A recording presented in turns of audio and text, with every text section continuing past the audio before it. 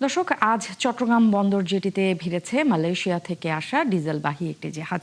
Malaysia থেকে আসা MV শান gang ফা জিয়ান দুপুর 1টায় চট্টগ্রাম বন্দরের ডলফিন জেটিতে ভিড়েছে। এরপরে কিছুক্ষণের মধ্যেই জেটিতে ভিড়লে তেল খালাস কার্যক্রম শুরুর কথা রয়েছে। এই মুহূর্তে চট্টগ্রাম বন্দর জেটিতে আছেন সহকর্মী প্রণবেশ চক্রবর্তী।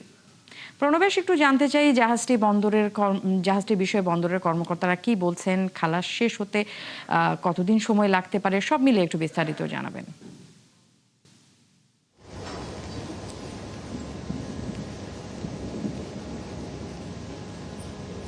নেন্সি, আমার পেছনেই এটি যে জাহাজটি দাঁড়িয়ে আছে, এটি মালয়েশিয়া থেকে দুপুর 1টার দিকে চট্টগ্রাম বন্দরে যে ডলফিন জেটি রয়েছে, অর্থাৎ এটি একেবারে ডেডিকেটেড তেলবাহী যেসব ট্যাঙ্কার কিংবা বড় জাহাজ সেইগুলো আসার পর এখানে তেল খালাস কার্যক্রম হয় এই জেটিতে। তো এটি আমরা দেখতে পাচ্ছি শান গ্যাং ফা জিয়ান, এটি এখন ভিড়েছে ডলফিন জেটিতে। এটি এখন ভেড়ার পর যারা ক্রুরা রয়েছেন তারা খালাসের জন্য যেসব টেকনিক্যাল কার্যক্রম সেগুলো তারা চালাচ্ছেন। এটাতে 34,000 মেট্রিক টন ডিজেল রয়েছে, পরিশোধিত ডিজেল, অর্থাৎ এগুলো আর পরিশোধন করার দরকার নেই। সরাসরি পদ্মা, মেঘনা, যমুনা যেগুলো বিপিসির বিপণন কেন্দ্র রয়েছে সেখান থেকে দেশের বিভিন্ন প্রান্তে এই পরিশোধিত ডিজেলগুলো চলে যাবে। একটু বলে রাখি, বাংলাদেশে যে জ্বালানির যে সরবরাহ তার মধ্যে সবচেয়ে বেশি ব্যবহৃত হয় ডিজেল। এটি প্রায় 60 থেকে 65% এই বাংলাদেশে ডিজেল ব্যবহৃত হয়।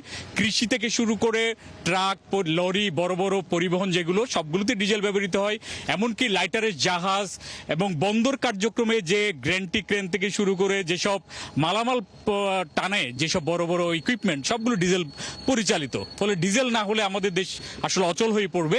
তবে একটি সুখবর হচ্ছে, আমরা এখনো পর্যন্ত মধ্যপ্রাচ্যের উপর সরাসরি নির্ভরশীল না ডিজেলের ক্ষেত্রে। সেগুলো মূলত রিফাইন্ড ডিজেল আসে সিঙ্গাপুর, মালয়েশিয়া, চায়না, ইন্দোনেশিয়া, এই সব দেশ থেকেই পরিশোধিত ডিজেল বাংলাদেশ সংগ্রহ করে থাকে। বেশ কয়েক বছর, কয়েক দশক থেকেই তারা এই কাজটি করছে।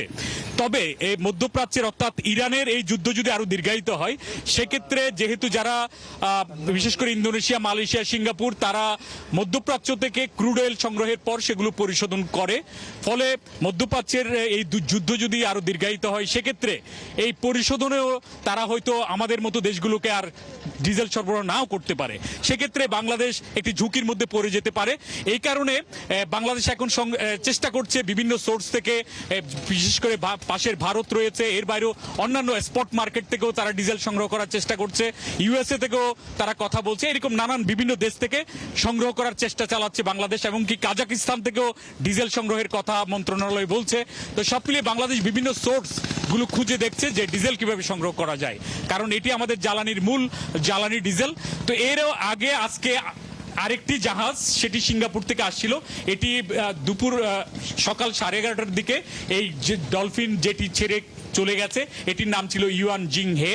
এটি 27,000 মেট্রিক টন ডিজেল নিয়ে এসেছিল।